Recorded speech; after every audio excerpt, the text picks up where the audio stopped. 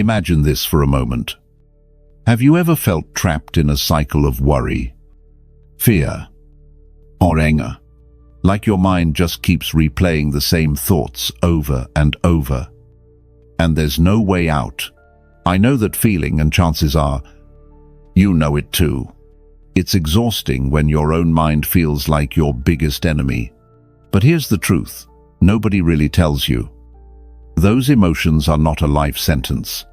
Stoicism, an ancient philosophy that's surprisingly practical, works like a map. It doesn't promise to erase every storm in your life, but it does teach you how to be the captain, keeping your hands steady on the wheel, even when the waves are rough.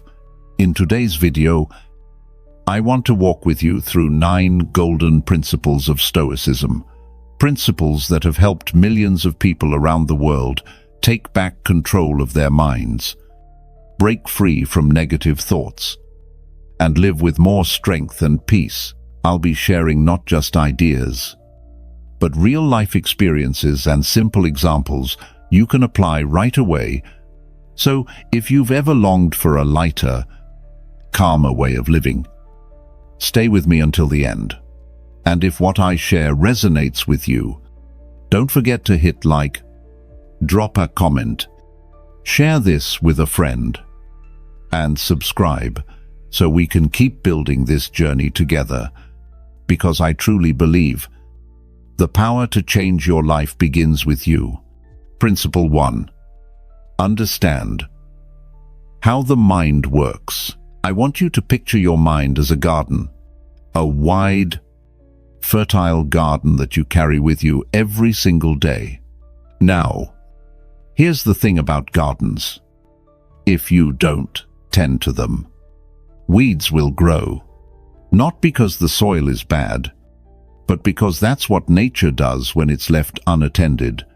In the same way, if we don't care for our minds, negative thoughts, fear, anger, self-doubt start sprouting up and taking over. Think about it. Have you ever had one small worry turn into a storm?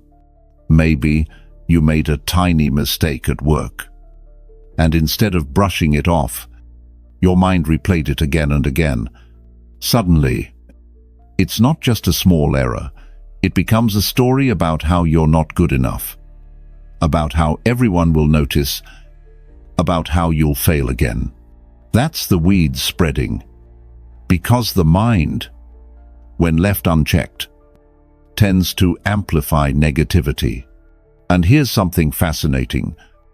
Psychologists call this the ironic process. It means that the more you try not to think about something, the stronger it becomes. If I tell you, don't think of a pink elephant, what happens? The image pops right into your head. The same goes for emotions. If you try to forcefully push away fear or anger, they often return with greater intensity. It's like pushing a beach ball underwater. It doesn't disappear. It builds pressure and eventually bursts back up, often harder than before. This is why the Stoics taught us not to fight against the mind, but to learn how it works. Because once you understand the mechanism, you can stop being surprised by your own emotions. Instead of asking, "Why am I feeling this way? What's wrong with me?" you begin to see it more like, this is how the mind operates. This is natural. That shift alone gives you power. I want you to imagine standing at the edge of your garden. You notice the weeds growing. Most people panic and start ripping them out, only to realize they grow back even faster. But the Stoic way is different.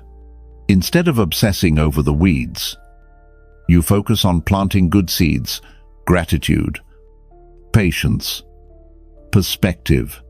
With time, those grow strong enough to naturally crowd out the weeds. One of my favorite modern examples is with athletes. A runner at the starting line often feels their heart pounding, their palms sweating. Their mind tells them, "What if I fail? What if I can't keep up?" If they try to fight those thoughts, they only grow louder. But if they accept them, if they say, "This is my body preparing me. This is my mind giving me energy," the same emotions that once felt overwhelming become fuel. The weeds are still there, but they no longer dominate the garden. And here's a truth we forget. The mind is not broken. It's not your enemy.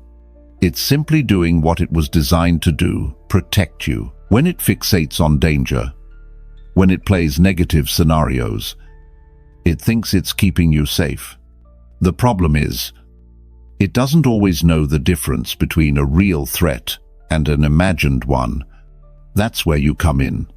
You are the gardener. You get to decide what grows. The Stoics, Marcus Aurelius, Epictetus, Seneca, they all reminded us that life itself isn't what causes suffering. It's our interpretation of it. Marcus wrote, "If you are distressed by anything external, the pain is not due to the thing itself, but to your estimate of it, and this you have the power to revoke at any moment." That's profound. It means that no matter how chaotic the world gets, you can always return to the garden within you and choose what to cultivate. So, how do we begin? The first step is observation.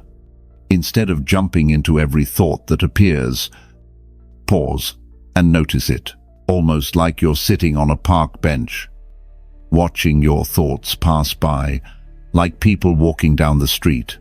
Some are friendly, some are hostile, some are random, but none of them are you. You don't have to follow them. You don't have to fight them. You simply watch. When anger rises, instead of exploding, you can say, "There's anger. It showed up." When anxiety creeps in, you can whisper to yourself, "This is anxiety. It's not permanent." That small act of noticing creates distance, and in that distance, you reclaim control. Now, let me be honest. This isn't easy. It takes practice. Just like tending a real garden. You can't plant one seed and expect flowers overnight. But every time you notice a thought without judgment, every time you choose patience over panic, you are watering the right seeds. Over weeks, months, years, your mental garden becomes a place of resilience and calm. So here's my challenge to you. Today, when a negative thought shows up, and it will, don't fight it.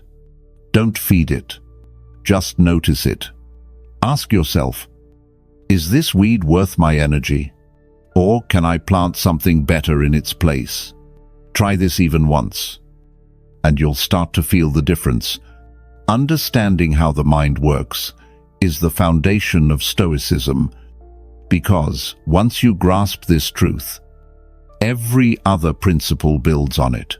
And remember, your mind is not your enemy. It's your most powerful ally if you learn. Principle 2. Don't let imagination run wild. Let me ask you something. When was the last time you felt anxious? Not because of what was happening, but because of what might happen. Maybe it was before a job interview, or waiting for a message back from someone you care about. Did your mind start spinning stories? What if I mess up?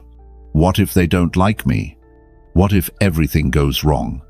Before you knew it, your body reacted as if those fears were already true. Heart racing, stomach tight, hands trembling. That's the power of imagination. It's one of our greatest gifts. But when left unchecked, it becomes our greatest curse. The Stoics understood this thousands of years ago. Epictetus said, "Men are not disturbed by things, but by the views they take of them." Most of our suffering doesn't come from reality. It comes from the mental movies we play inside our heads. I want you to imagine this. You're sitting in a theater. The lights go down. and the film starts rolling. But this isn't a blockbuster you chose. This is a horror film written and directed by your own mind. Every scene is worst-case scenario. Every character is against you. And here's the kicker. You're both the audience and the actor. You watch yourself fail, lose, embarrass, and fall apart. And when the credits roll, you're exhausted, even though none of it actually happened. How often do we live inside these horror films? Way too often. And yet, the same imagination that torments us can also free us. The Stoics never said don't imagine. They said, control it, guide it, make it serve you, not destroy you. Think about it like this. Imagination is a powerful horse. If you let it run wild, it'll drag you into the mud. But if you learn to hold the reins, that same horse can carry you further than you ever thought possible. Here's a real-life story. A friend of mine used to panic before every big presentation. The night before, his imagination would torture him. What if I forget my words? What if they laugh at me? What if I lose my job? He'd barely sleep. And by morning, he was drained. But over time, he tried something different. He started rehearsing a different movie in his mind. Instead of picturing failure, he imagined finishing the talk with confidence, hearing applause, shaking hands after, and slowly, his body began to respond to that film instead. His anxiety didn't vanish overnight, but he stopped being the victim of his own imagination. And there's science to back this up. Studies in sports psychology show that athletes who visualize success, who picture themselves making the shot, crossing the finish line, hearing the crowd cheer, actually perform better. The brain often can't distinguish between vividly imagined experiences and real ones. So why waste this power on horror stories when you could use it to fuel your confidence? Now, I'm not saying you'll never worry again. The point isn't to banish fear completely. That's impossible. The point is to see fear for what it is. A story your mind is telling, not reality itself. When you catch yourself spiraling, pause and ask, is this really happening? Or is this just a movie my mind is playing? If it's just a movie, you have the choice to walk out of the theater. The Stoics had a practice called premeditatio malorum, the premeditation of evils. At first, it sounds negative. They would imagine worst-case scenarios, but they did it with a purpose. By calmly visualizing the worst, they robbed it of its power. If you've already accepted the possibility of loss, failure, or rejection, then your imagination can no longer scare you with it. And once fear loses its bite, you're free to focus on what you can control. I want you to try this. The next time your imagination starts running wild, maybe before a meeting, maybe before sending that risky message, pause, take a breath, acknowledge the horror film your mind is playing. Then, either laugh at it or flip the script. Imagine a different ending. Imagine yourself strong, calm, steady. Because just as easily as you create nightmares, you can create hope. And let's be honest, reality is already challenging enough. Life throws plenty of storms our way. Why make it harder by inventing more in your head? If the future is uncertain, and it always is, why not let your imagination become a place of peace instead of torment? Seneca once said, "We suffer more often in imagination than in reality." That truth still holds today. The next time you feel fear rising, remind yourself, this is just a movie. You are the director. You can choose the script. So let me ask you, What film will you play in your mind tonight? Will it be another horror story that leaves you drained? Or will it be a vision of strength, gratitude, and courage that carries you into tomorrow? Because here's the beautiful truth. When you stop letting imagination run wild, you stop being a prisoner of fear. You begin to see reality as it is, lighter, more manageable, and often kinder than your mind ever made it out to be. Principle 3. Recognize you are not your thoughts. Have you ever caught yourself thinking something and then feeling guilty for it? Maybe a jealous thought, or a harsh judgment about someone, or even a voice inside that says, "I'm not good enough." And in that moment, it feels like those thoughts define you, as if you are that jealousy, that judgment, that insecurity. But here's the truth: the Stoics, and even modern psychology, remind us of, you are not your thoughts. I want you to picture this. Imagine the sky on a summer day. Thoughts are like clouds. Some are light and fluffy, drifting gently. Others are dark and heavy, filled with storms. But no matter how many clouds pass overhead, the sky itself remains untouched, vast, open, steady. That sky is you, your thoughts. They're just passing weather. This is where most of us get stuck. We confuse the clouds for the sky. We believe that every thought that crosses our mind says something about who we are, but in reality, thoughts are simply mental events, waves that rise and fall. They're not the whole ocean. Let me give you a real-life story. A young man once told me, "I must be a terrible person. Sometimes I have these angry thoughts I'd never say out loud." I looked at him and said, "No, you're just human. Thoughts appear. They don't define you unless you choose to hold on to them." His shoulders dropped, almost like a weight lifted off, because the moment you see thoughts as visitors, not permanent residents, you stop identifying with them. And this isn't just philosophy, it's neuroscience. Studies in mindfulness show that labeling your emotions, simply saying to yourself, "This is anger," or "This is fear," actually reduces the intensity of those emotions. The act of naming creates distance. It reminds your brain that what you're experiencing is a temporary state, not your identity. The Stoics understood this long before science did. Marcus Aurelius wrote, "You have power over your mind, not outside events. Realize this, and you will find strength." Notice he didn't say, "Stop having negative thoughts." He said, "Realize you have power." Power comes not from controlling which thoughts appear. That's impossible. But from deciding how you relate to them.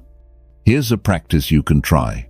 The next time a thought like, "I'm going to fail," shows up, don't fight it. Don't let it take the wheel either. Instead, say quietly, here's the thought of failure." It sounds simple, but in that moment, you've created space. You've reminded yourself, this is a thought, not a fact. And in that space, you regain freedom. It's like standing on the shore of a river. The thoughts are logs floating by. Some are beautiful, some are ugly, but you don't have to jump in. You can watch them drift, knowing the river will carry them away. Think about how powerful this is in everyday life. Imagine you're about to give a presentation, and the thought pops up, "Everyone will laugh at me." If you believe that thought is you, panic takes over. But if you recognize that's just a thought passing through, suddenly it loses its grip. You can take a breath, ground yourself, and speak anyway. Or picture being stuck in traffic.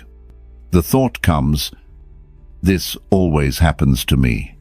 My day is ruined. If you merge with that thought, frustration builds. But if you notice, that's just frustration talking. You're free to choose a calmer response, maybe turn on your favorite music instead. The Stoics often compared the mind to an inner citadel, a fortress that no one can breach without your permission. Thoughts will come, knocking fear, anger, envy, but you get to decide who enters. When you realize you are the fortress, not the knocking, you become unshakable. And let me be clear, this isn't about ignoring your thoughts or pretending they don't matter. It's about perspective. It's about remembering that you are bigger than the storm inside your head. The storm may rage, but the sky remains. So I want you to try something right now. Close your eyes, take a deep breath, and imagine yourself as the sky. See your thoughts as clouds drifting by. Some light, some heavy. Notice how they come and go. But you, the sky, remain. That's who you truly are. Vast, steady, unbroken. This principle, recognizing you are not your thoughts, is one of the most liberating truths you'll ever discover. Because once you stop identifying with every passing idea, you stop being a prisoner of your own mind. You gain the freedom to choose which thoughts deserve your energy and which ones can simply drift away. So the next time that inner critic speaks up, or fear whispers its lies, remind yourself, this is just a thought. It's not me. Say it out loud if you have to. Because the moment you realize that, you step into your true power, not as someone ruled by the mind, but as someone who guides it. Principle 4. Reframe how you label emotions. Let me ask you this. Have you ever woken up to a rainy day and immediately thought, great, this day is ruined? But then, someone else, maybe your friend or neighbor, looks at the same rain and says, what a perfect day to cozy up with a book and a warm cup of coffee. Same rain. Two totally different experiences. That's the hidden power of labeling. The way we label an emotion, or even a situation, determines the story we tell ourselves about it. And that story has the power to make us miserable or at peace. The Stoics taught us that emotions themselves are not enemies. Fear, anger, anxiety, these are not monsters we must slay. They're signals, they're messengers. But when we slap the label bad on them, we start fighting battles that only make them stronger. I want you to imagine this. You're about to give an important presentation. Your heart races. Your palms sweat. Your chest feels tight. Instantly, the label appears. This is anxiety. This is bad. I can't do this. And just like that, the emotion becomes unbearable. But what if you changed the label? What if you said, this isn't anxiety, it's energy. It's my body preparing me to perform. Suddenly, the same sensations feel different. They're not obstacles. They're allies. Science actually supports this. Psychologists at Harvard did a study where they asked people to reframe anxiety as excitement. Those who did performed better, whether in public speaking, math tests, or even singing karaoke. The feeling in their body didn't change. Only the label did. That's how powerful this shift can be. The Stoics knew this long ago. Seneca wrote, "We suffer not from the things themselves, but from our judgments about them." In other words, the rain isn't the problem. The racing heartbeat isn't the problem. It's our judgment, our label, that turns it into suffering. Think about anger. Most of us label it as destructive, something to be ashamed of. But what if anger, when reframed, is simply passion for justice? What if it's a signal that something you deeply value has been violated? Suddenly, anger is not just rage, it's information. And information can guide you if you choose to listen or take fear. Usually, we label fear as weakness. But what if fear is really a compass, pointing you towards growth? Think back to a time you stepped out of your comfort zone, asking someone out, moving to a new city, taking on a challenge you weren't sure you could handle. Fear was there, wasn't it? Not because you were weak, but because you were growing. Label it differently, and fear becomes not a wall, but a doorway. Here's a simple experiment. For the next 10 seconds, try not to think about a monkey. What happens? Monkeys everywhere in your head. That's the trap of resistance. The harder we try to suppress a negative thought, the stronger it becomes. But if instead you say, okay, here's a thought about a monkey. No big deal. It passes quickly. Same with emotions. Resistance strengthens them. Acceptance and reframing loosens their grip. I want you to remember this. Emotions are waves. They rise. They crash. They fade. You can't stop the tide, but you can learn to surf. Reframing is your surfboard. So, the next time you feel anxiety, pause. Don't rush to label it as weakness. Try saying, this means I care. This means I'm alive. The next time anger shows up, don't beat yourself up for it. Instead, ask, what value of mine is being threatened here?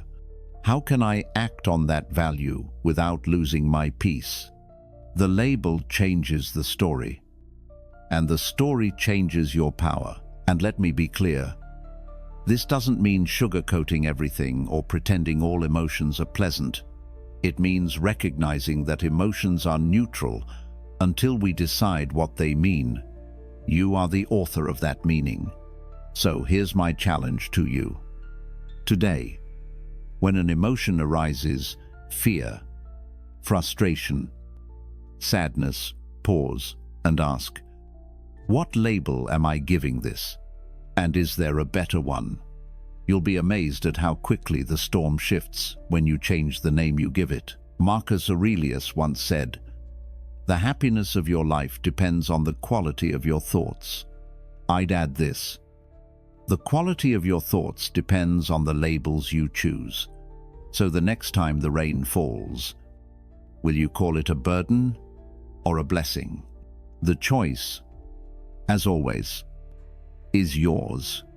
Principle 5. Understand how the mind works.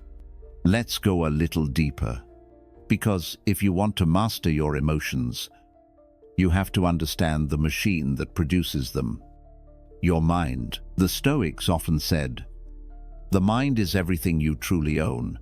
Marcus Aurelius even wrote, the human mind is the one thing we have the most control over, and yet it is the thing we understand the least. That's why so many of us feel like prisoners in our own heads. We've never learned how the mind really works. I want you to picture your mind as a car, a powerful, sleek machine capable of incredible speed. But here's the problem.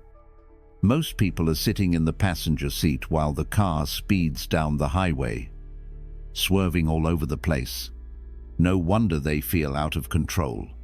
But when you move into the driver's seat, when you begin to understand how the mind works, you can steer it wherever you want to go. Here's one of the mind's biggest secrets. It doesn't work by subtraction. It works by addition and multiplication. What does that mean? It means you can't just erase a thought. If I tell you, don't think of a pink elephant, your brain immediately creates one. Trying to push away fear or anxiety usually backfires, it multiplies. That's why, when you obsess over a mistake, say, you forgot someone's name at a party, the thought doesn't disappear. Instead, your mind starts looping. I always do this. I'm so awkward. People must think I'm stupid. A single thought multiplies into a whole belief system, and soon, you're not just dealing with the memory of a slip-up. You're dealing with an identity crisis. That's how fast the mind can spiral. But here's the good news. This mechanism works both ways. If you focus on something positive, your mind multiplies that too. Imagine you make the same mistake, but instead you tell yourself, everyone forgets names. It happens. Then you add, I'll make a point to remember it next time. That small shift changes everything. Your mind builds on it, creating confidence instead of shame. The spiral goes upward instead of downward. It's like tending a garden. As we talked about earlier, if you water the weeds, they spread. If you water the flowers, they grow. The mind simply multiplies whatever seed you give it. Here's a story that illustrates this. A young woman I coached used to suffer terrible anxiety before job interviews. Her mind would go into overdrive. What if I stumble over my words? What if they laugh at me? What if I never get hired? By the time she entered the room, she was shaking. I asked her to try a different approach. Instead of resisting those thoughts, I asked her to plant new ones. Before the interview, she'd repeat, "This is an opportunity to learn. Even if I make mistakes, I will grow." At first, it felt forced, but slowly, those seeds took root, and her mind began to multiply those instead of her fears. Within months, her entire experience of interviews shifted from dread to curiosity. The Stoics would say, don't waste energy fighting your thoughts. Train your mind to focus on what builds strength. Marcus Aurelius reminded himself daily, the happiness of your life depends on the quality of your thoughts. If that's true, then understanding how the mind works is like having the keys to happiness in your pocket. So, how can you practice this? Start small. The next time you catch your mind spiraling on a mistake, pause and ask, am I feeding this thought or starving it? Then consciously plant a better one, not fake positivity, but constructive truth. Instead of I'm useless, say, he made a mistake, but I can learn. Instead of everything is ruined, say, this moment is tough, but it will pass. And here's something crucial. Your thoughts are not your essence. They're habits, and like any habit, they can be retrained. Neuroscience calls this neuroplasticity, the brain's ability to rewire itself based on repeated patterns. The Stoics didn't use that word, but they lived it. They practiced daily journaling, reflection, and meditation, because they knew that every repetition plants seeds. So today, think of your mind as both a car and a garden. You're the driver. You're the gardener.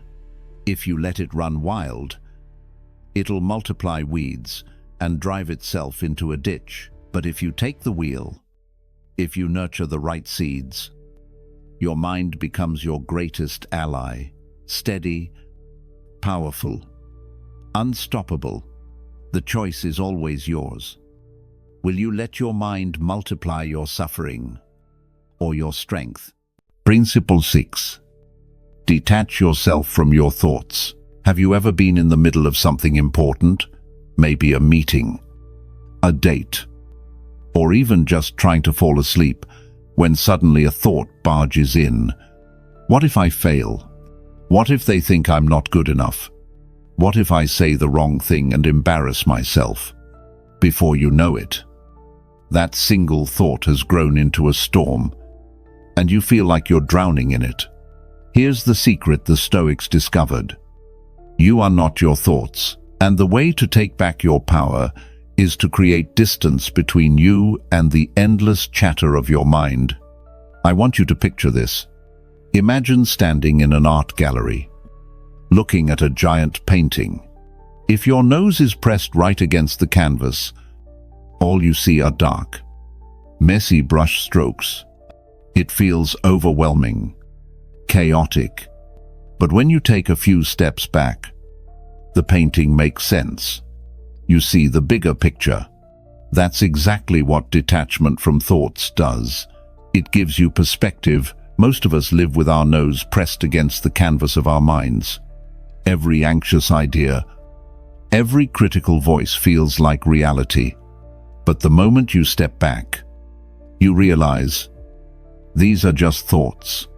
They are not the truth. They are not me. Modern psychology confirms this.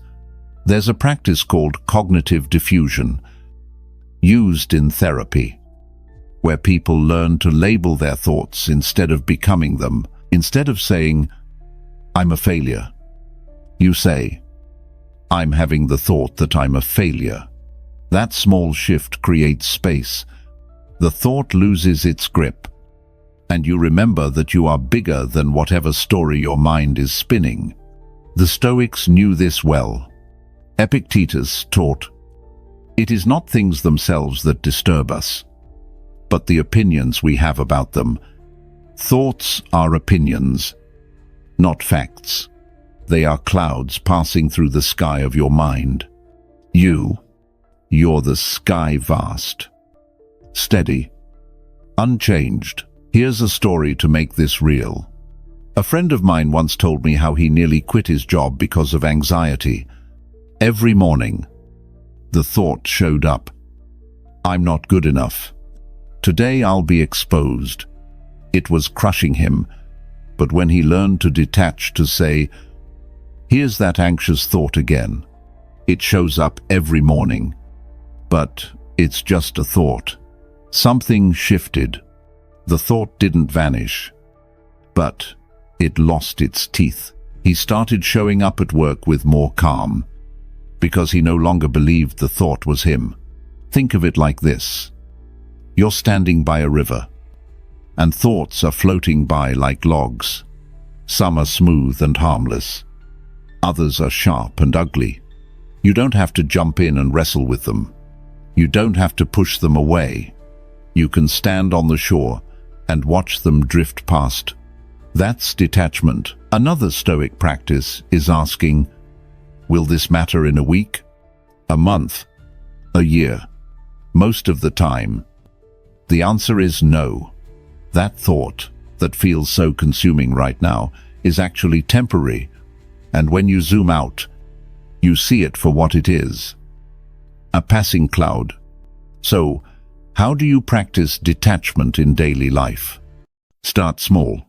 The next time you feel anxiety rise, pause.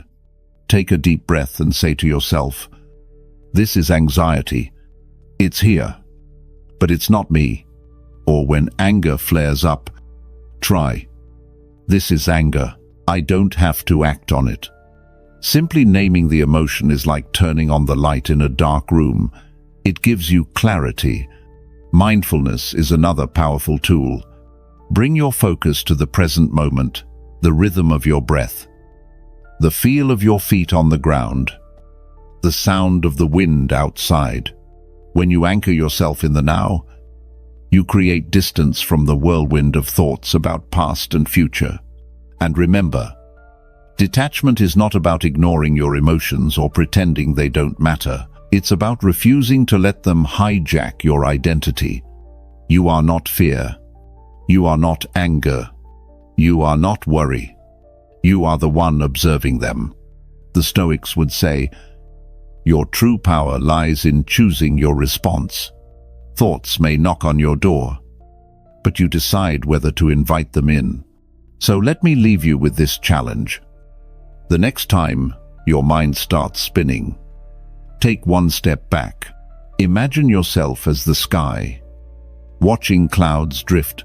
Imagine yourself as the person in the gallery, stepping back to see the whole painting, and whisper to yourself, I am not my emotions. I am not my thoughts. The moment you do this, you'll feel something incredible space. And in that space, there's freedom.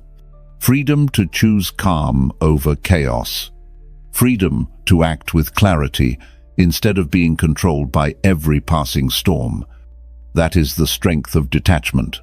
And it's one of the most powerful lessons Stoicism has to offer. Principle 7. Continuously train your mind. Here's a hard truth.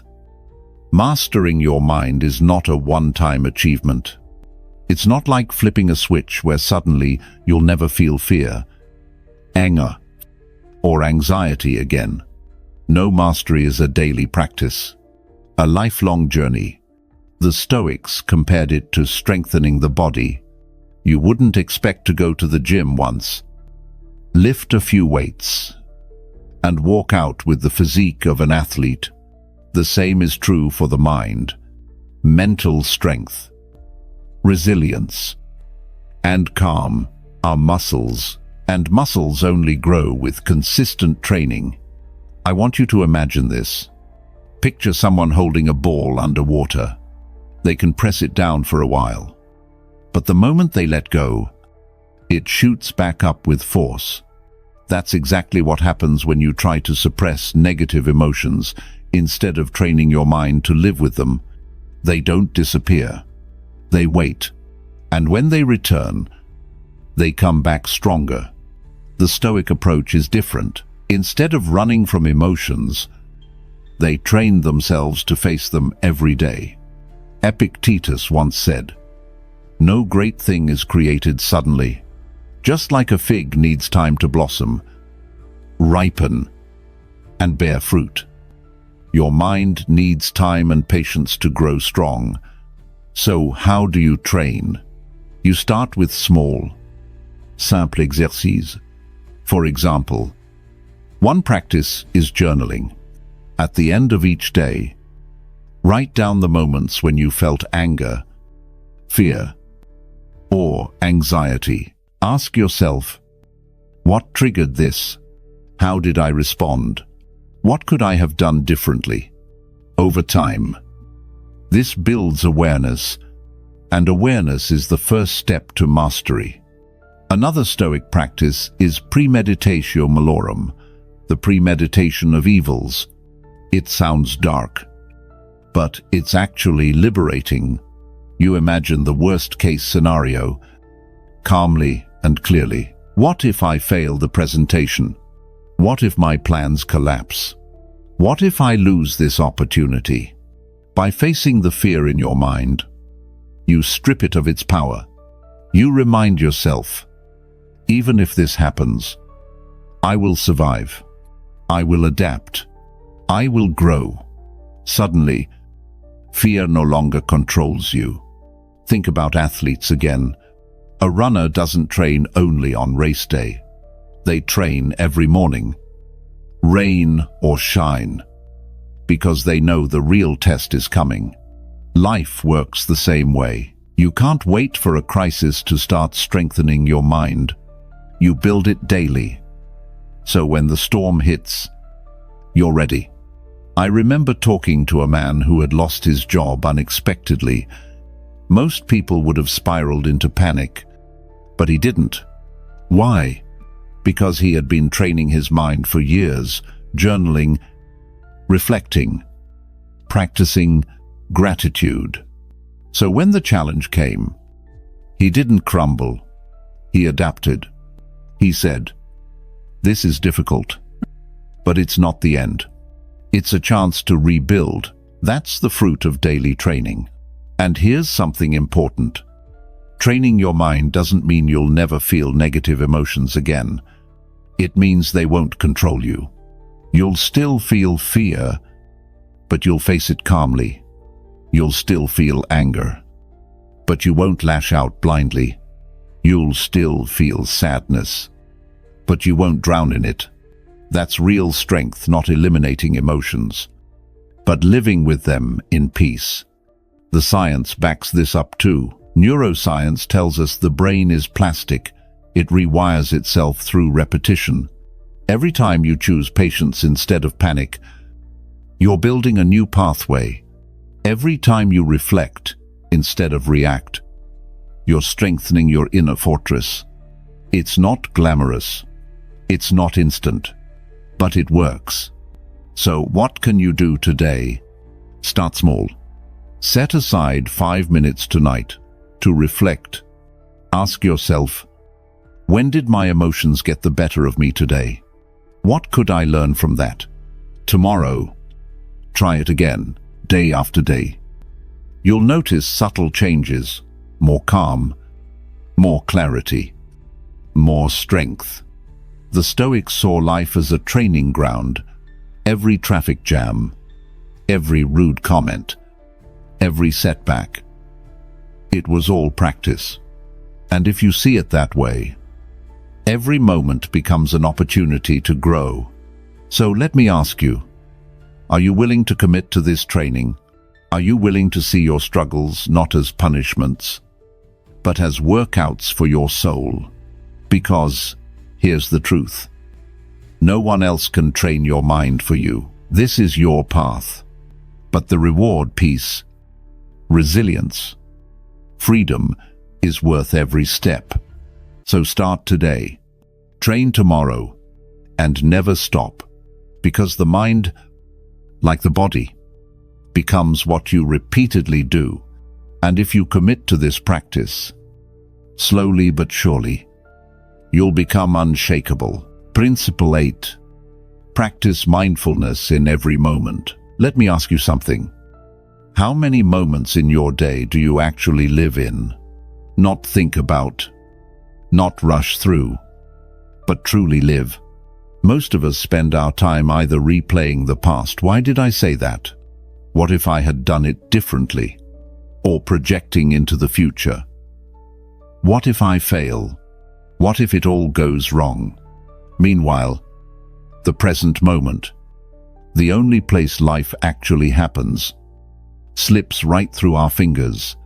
The Stoics understood this. Marcus Aurelius wrote, "Confine yourself to the present." Seneca reminded us, true happiness is to enjoy the present without anxious dependence upon the future. And what they were pointing to is something we now call mindfulness. Mindfulness is not some mystical idea. It's simply the practice of noticing, really noticing what is happening here and now. Your breath, the feeling of your feet on the ground, the sound of the wind through the trees, the smile of someone you love. I want you to imagine this. You're drinking your morning coffee. Normally, your mind is already at work planning the day, worrying about deadlines, replaying yesterday's mistakes. You don't even taste the coffee. But if you pause, bring your attention fully to the warmth of the cup in your hands, the aroma rising, the first sip on your tongue, you realize there's peace right here. Nothing has changed in your circumstances. Only your awareness shifted.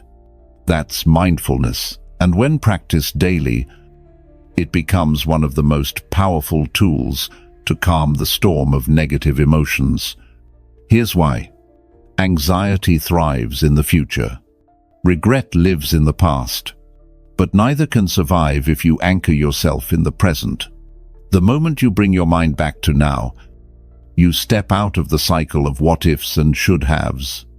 Modern science backs this up. Studies show that practicing mindfulness reduces stress, lowers blood pressure, and even reshapes parts of the brain linked to fear and worry.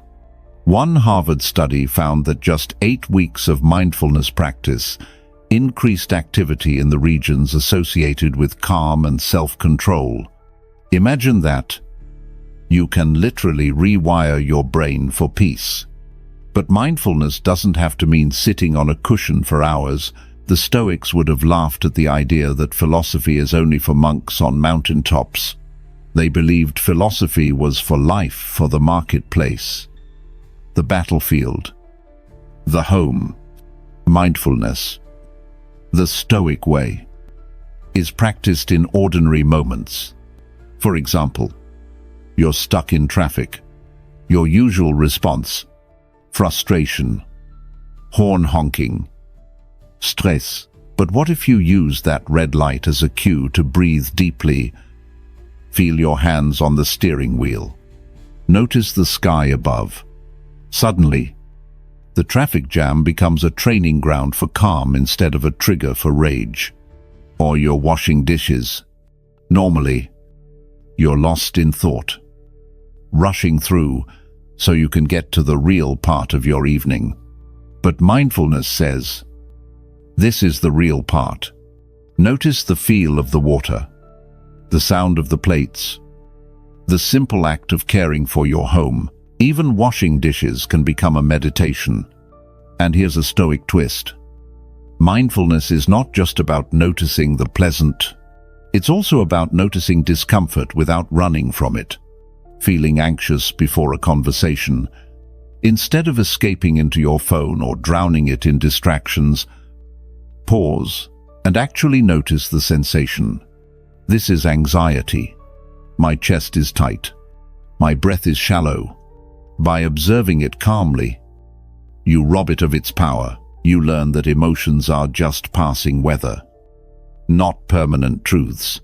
I once heard a story about a man who practiced mindfulness while waiting in line at the grocery store.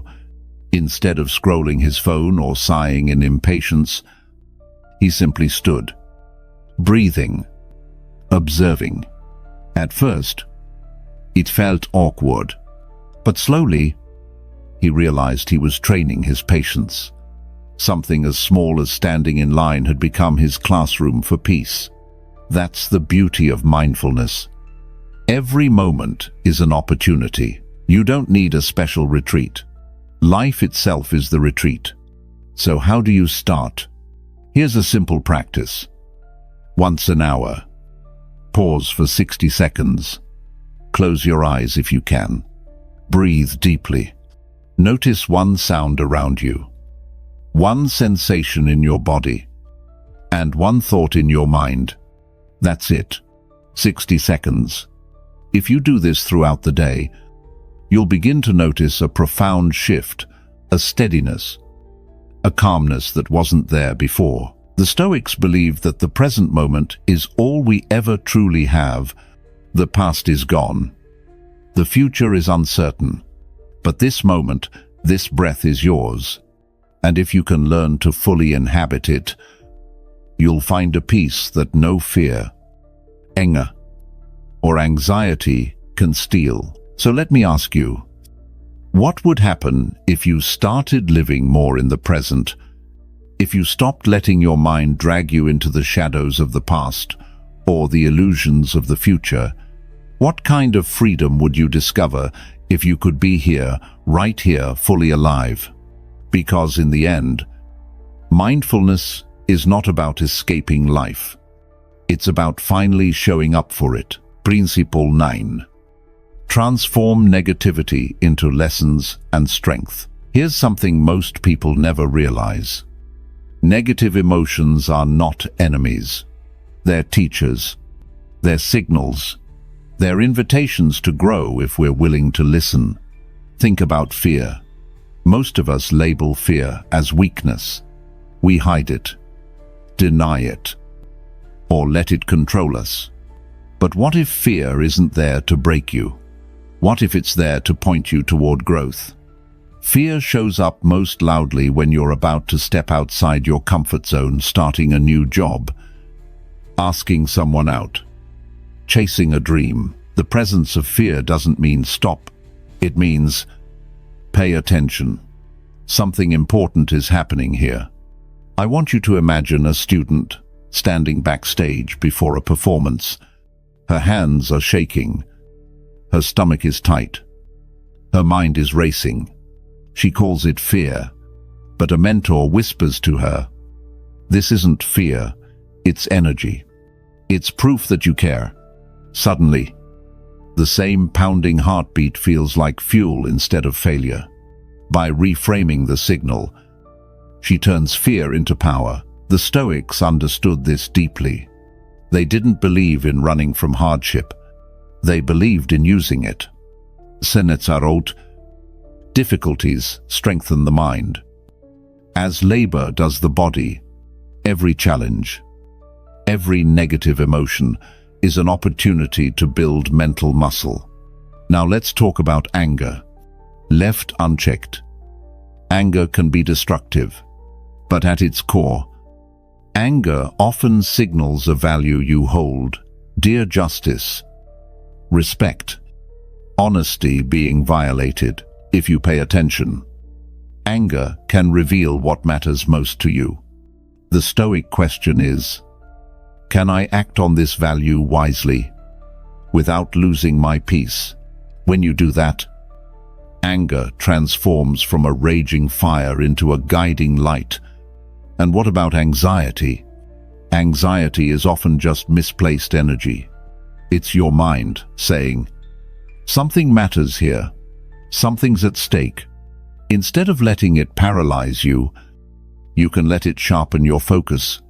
Athletes call this good nerves. Surgeons, pilots, firefighters, all of them feel anxiety before performing.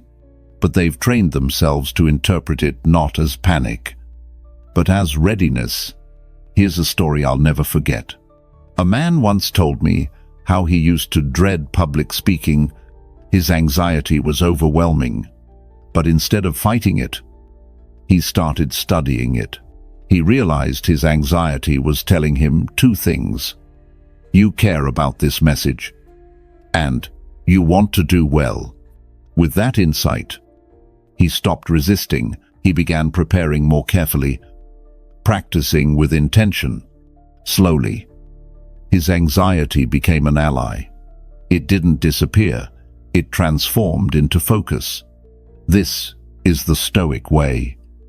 Not to deny emotions, but to alchemize them, to turn the lead of fear, anger, and anxiety into the gold of wisdom, clarity, and strength. And here's where modern science aligns.